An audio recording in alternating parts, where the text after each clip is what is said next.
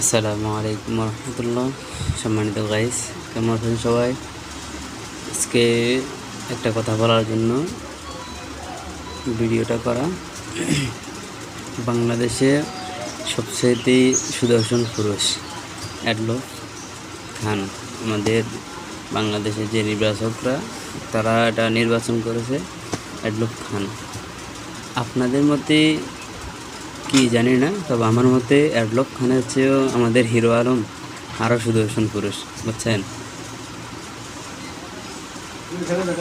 এখানে কারণ হচ্ছে অ্যাডলফ খান সুদর্শন পুরুষ হওয়ার কারণ আমার জানা মতে একটাই, সেটা হচ্ছে কারণ তার প্রতিদ্বন্দ্বী কেউ ছিল না, যার কারণে অ্যাডলফ খানকে বাংলাদেশের সুদর্শন পুরুষ হিসেবে ঘোষণা করা হয়েছে।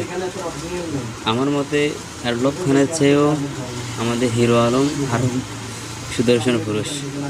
বাংলাদেশে সুদর্শন পুরুষের তো অভাব নেই। সবার কথা বললাম না, আমাদের শুধু হিরো আলমের কথা বলছি। আর যদি ওনাদেরকে জিজ্ঞেস করা হয় যে অ্যাডলফ খান যদি